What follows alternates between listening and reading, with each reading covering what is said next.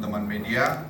Ini saya kira kita bersyukur bahwa hari ini International Sustainability Forum yang kedua kita lakukan setelah tahun lalu.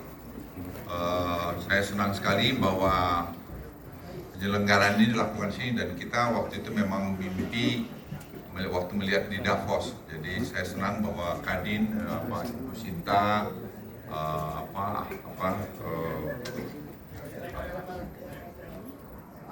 Arsyad, otaknya ini bukan, otaknya lagi mana-mana. Arsyad telah kerja banting tulang untuk buat ini dengan Rahmat dan semua tim lah. Menurut saya luar biasa. Karena apa? Kita selalu pergi ke negara tetangga sama nonton nonton musik itu. Padahal kita Taylor Swift. Swift itu ya kita. Padahal ini nggak kalah, ini ada 11.000 loh yang 11.000 loh ya. Padahal topik di Indonesia banyak banget. Jadi kemarin saya singgung itu ada Ocean Expedition.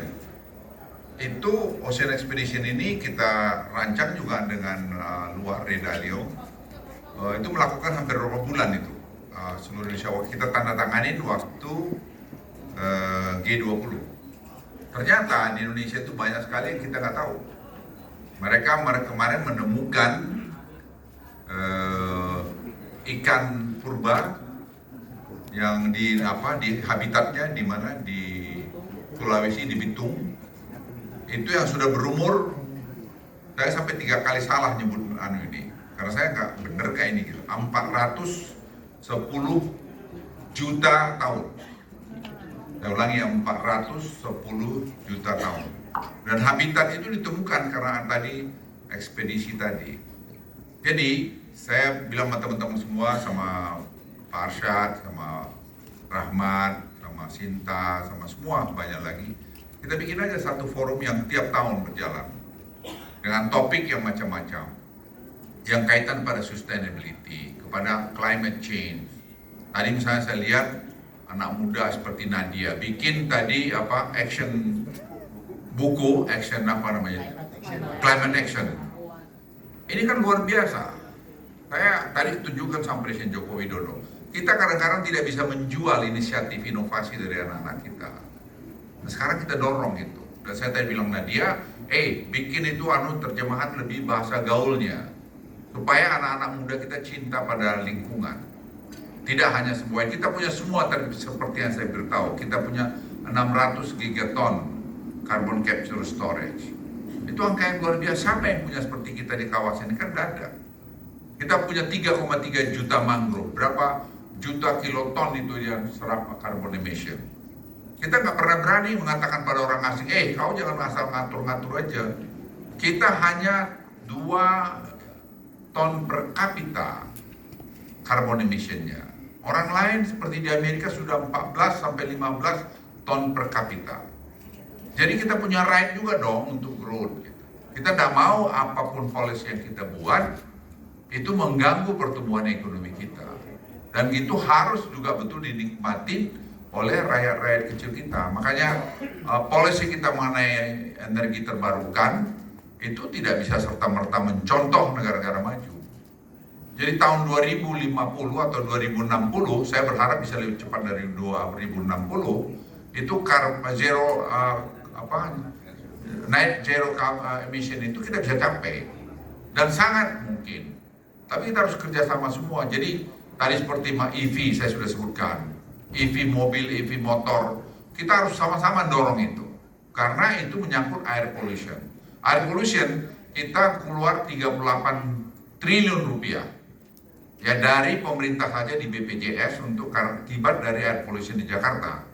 Yang standarnya sekarang sudah 150 hampir 200 tiap poin tiap hari. Ini luar biasa kerusakan. Jadi kita harus bersatu padu untuk ini. Makanya kalau kita yang muda-muda seperti Nadia tadi, karena dia yang terlibat gini, ngomong semua. Jadi jangan hanya saya aja ngomong, dibilang orang tidak, si Luhutin udah tua-tua ngomong aja kok katanya gitu kan. Biar yang muda ngomong, this is fact of life. Yang kita harus sama-sama selesaikan. Dan dengan tadi misalnya pemerintah mau meluncurkan program untuk BBM dengan penataan AI, itu Rahmat membuat luar biasa. Ya. Jadi orang yang tidak berhak dengan big data yang kita punya, dia nozzle-nya itu yang bikin isi bensin itu otomatis akan mati sendiri karena melihat nomor plat dari mobil itu. Kan kita nggak subsidi dong, masa saya disubsidi? Saya kan cukup berada, apalagi Ars ada samping kanan saya nih kaya gini. Ya, jadi yang kita subsidi adalah orang-orang yang berhak. Jadi sebenarnya target dengan teknologi sekarang itu bisa, dulu 5 tahun yang lalu nggak bisa. Dan itu kita bisa menghemat bertahap sampai 90 triliun per tahun. Nah kalau itu angka itu sekarang kita bisa bikin berapa banyak pendidikan Indonesia, berapa banyak industri yang kita bangun, dan seterusnya dan seterusnya. Jadi dengan program pemerintah digitalisasi e-katalog, kemudian dengan Simbara untuk batu bara, Simbara tadi untuk nikel, Simbara untuk kelapa sawit, kehutanan semua, Indonesia ini akan tertib. Saya yakin kita akan bisa high income country itu di sekitaran 2030-an. Tergantung kita semua. Kita jangan terus berkelahi, pesimis, jangan, harus optimis dong. Dulu saya bilang OTT itu kampungan, marah sama saya. Padahal yang membiar di e-katalog itu orang deputi dari pencegahan KPK, saya ajak bersama-sama. Nah dia buat dengan kami, jadilah tuh orang sekarang Anda tahu 8,8 juta item di e-katalog, setara dengan 141 miliar dolar roughly. Kita masuk katalog. Sekarang orang nggak bisa lagi nyuri di situ atau sangat terbatas nyuri karena masih ada juga upaya-upaya itu. Tapi patroli dari deputi pencegahan KPK itu berjalan sehingga ada anomali harga dia langsung bip lampu merah. Itu semua yang buat siapa? Anak-anak muda Indonesia. Ada 400 anak-anak muda Indonesia yang terlibat membuat sekarang government teknologi itu bersama Peruri. Jadi kita semua harus bangga jadi Indonesia. Jangan sedikit-sedikit pesimis saja. Kau kapan mau maju? Jadi prinsipnya adalah saya ingin sampaikan kepada Anda, kita mencari solusi dari setiap masalah yang kita hadapi. Kalau ada peraturan yang belum pas ya kita perbaikin. Kenapa dibiarkan peraturan itu membuat kita jadi lambat? Peraturan itu kan bukan Alkitab. Banyak peraturan dibuat pada zaman itu, keadaannya memang masih membutuhkan seperti itu. Tapi dengan kemajuan teknologi sekarang, peraturan itu sudah out of date, ya kita perbaiki. Jadi adik-adik sekalian, anak muda, ini tadi Indonesia International Sustainability Forum ini menjadi forum yang jadi menjelaskan kepada dunia apa yang kita bisa buat. Indonesia akan bisa kontribusi. Saya lihat ke Davos itu dingin aja kita jelas. Kita bayar hotel berapa ribu dolar ya. Dan mahal. Udah pernah saya udah dibayar, bahkan pemerintah bayarin tinggal di hotel, tiba-tiba nggak ada air panasnya, mau mati lah kita di sini. Lah kita kenapa nggak bikin di Indonesia? Pertanyaannya kayak itu, begitu banyak yang nanti kita akan bikin. Tadi saya lapor Presiden Jokowi, kita bikin produk-produk dari itu, kajian-kajian dari itu yang lahir, dan kita mau buat, pikir sekarang di Bali setiap tahun, dan orang senang. Dan Bali kita perbaikin, jangan kita bikin lagi turis yang asal datang, turis yang buka striptease, tidak perlu lah itu. Kita mau turis yang yang berkualitas lah, ya jangan. Ya. Jadi maksud saya jangan budayanya dari Bali itu rusak, karena tanpa budaya Bali nggak ada itu turis Bali lagi. Ngapain mesti ke Bali kalau dia sama lihat yang telanjang-telanjang sama tempat lain? Dan itu mesti kita tata. OSS. Ternyata kita baru tahu, masa ada UMKM asing bisa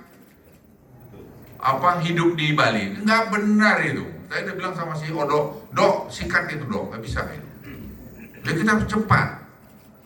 Jadi kita harus saya suruh audit oleh BPKP. Itu lagi lakukan sekarang di daerah Canggu, di mana lagi itu? Empat daerah itu. Ya masa orang sawah itu semua alih fungsikan jadi tempat rumah, mending bagus, jelek lagi. Itu terus dikawinin orang Bali supaya dapat dia apa? Nggak bisa itu.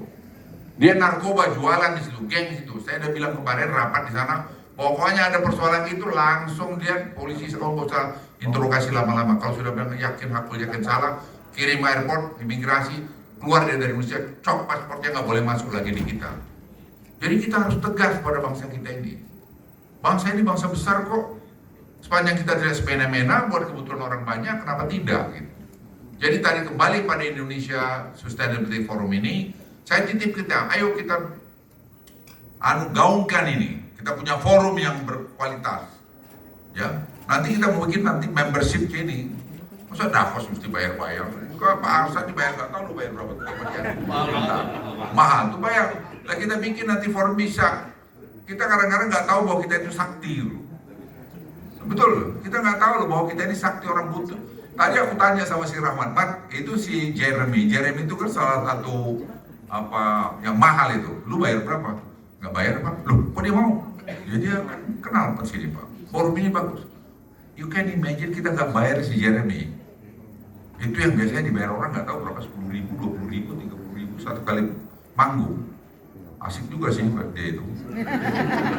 Tapi di tempatnya forumnya si Rahmat ini nggak bayar tuh. Aku bilang, oh ada Rahmat, Mat, lu nggak bayar Mat ya? Nggak bayar, top nggak? Siapa Rahmat? Saya orang apa Indonesia? Jadi apa banggalah kita jadi orang Indonesia? Kita ini hebat gitu. Masa Davos aja, Davos. Gue tiap tahun pergi ke Davos tuh masih kedinginan gue di situ. Padahal kalau kita bikin di Bali bulan Juli Agustus, kita dapat winter Australia. Kita pakai baju anu aja nikmat. Jadi kita bangga lah jadi orang Indonesia. Itu aja dari saya. Yang lain-lain sih udah paten ini forumnya tadi pada ngomong semua. Orang masih ngomong-ngomong, kita udah action. Iya, saya bilang sama orang tapi kalau ngomong-ngomong aja banyak, kami nggak di sini nih si Rahmat bikin udah 400 loh task force yang saya sebut tadi. Itu Rahmat ketuanya. Sudah 400 project yang disiapkan. Tinggal saya bilang sama orang apa Amerika itu, sama si Yellen mana duitnya gitu. Gak ada ngomong doang. Saya bilang kalian sudah carbon emissionnya sudah per kapita udah 15 ton, kami baru 2,5. Jadi jauh. Jadi kalau kami melanggar sedikit boleh lah gitu. Ya, itu aja dari saya. Jadi semua ayo kita sama-sama bersatu padu dan saya berharap dan ada anak-anak muda yang gabung dengan timnya Pak Rahmat untuk membuat tadi apa namanya hasil-hasil produk-produk yang bisa dikembangkan dan dijual keluar dan mempromosikan negara kita. Terima kasih.